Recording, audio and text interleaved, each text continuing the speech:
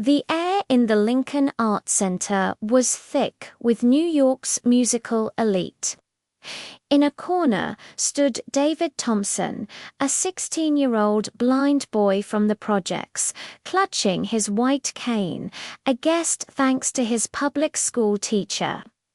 The star of the night, 42-year-old virtuoso Vincent Sterling, spotted him. Vincent, draped in Armani, saw David as an inconvenient obstacle. He adjusted his tuxedo and smirked. "Hey kid, how about playing something for us? I bet you know Happy Birthday." A wave of muffled, condescending laughter swept the room. Vincent's voice dripped with sarcasm. "I'm sure our generous donors would love to see how we invest in diversity." David took a deep breath. No one in that lavish hall knew he practiced 8 hours a day on a borrowed keyboard. No one knew that, since losing his sight and his parents in an accident years ago, music had become his only way to process unbearable pain. And no one realized that in that moment he was memorizing every note, every nuance of Vincent's arrogance. "Actually," David said, his calm voice cutting through the murmurs, "I prefer Bach." Vincent let out a genuine, booming laugh. "Bach, really? What piece could you possibly play, young man?" A gasp rippled through the guests. The Partita in C minor is one of Bach's most technically and emotionally complex compositions, a piece known for breaking even experienced pianists. Vincent's face tightened. "You're speaking to people who finance the world's greatest orchestras. You don't understand where you are." David's fingers, which had been tight on his cane, now relaxed like a surgeon before a delicate operation. Vincent, now clearly irritated, cut off attempts to resume the main program. "Young David is questioning our guest's sophistication. I think it's only fair he demonstrate this implied musical superiority." Vincent walked to the Steinway and, with exaggerated theatrical movements, played the first few bars. This piece requires not only technique, but emotional maturity, something that takes decades to develop. David smiled faintly. "Dr. Sterling," he said, deliberately using the wrong title. "You played the first few bars in D major. Partita No. 2 is in C minor." An icy, complete silence descended. Vincent had intentionally changed the key to test the boy, but he never expected to be corrected publicly. Obviously, it was intentional. Vincent lied, his polished voice cracking. "I was testing your basic musical ear." David's calmness only intensified the tension. "Then you must also know that Bach composed this partita after the death of his first wife. It reflects the stages of mourning. Playing it correctly requires more than technique.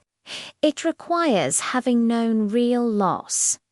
The statement hit Vincent like a physical blow. His own interpretations were technically flawless, but emotionally hollow. His mask of superiority was finally cracking. "Very good," Vincent sneered. "Then show us in practice."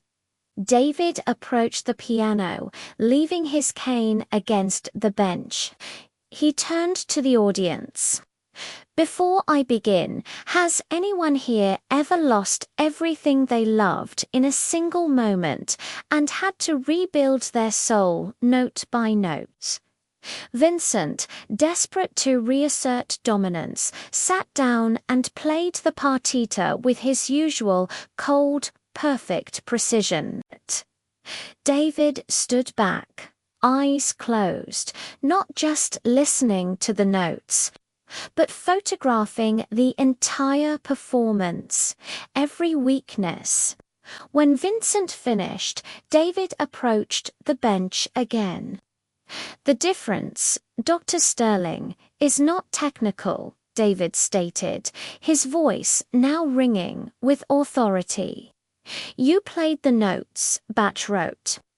"I am going to play the tears he shed."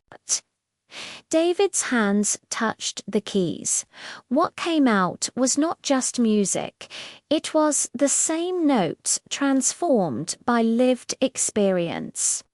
The brutal denial of loss, the anger against fate, the slow, transformative acceptance, it was all there.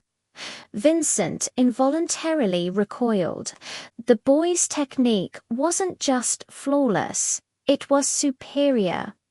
Dr. Harrison Webb, conductor of the Boston Symphony, whispered, "My God, I have never heard a performance with such emotional depth."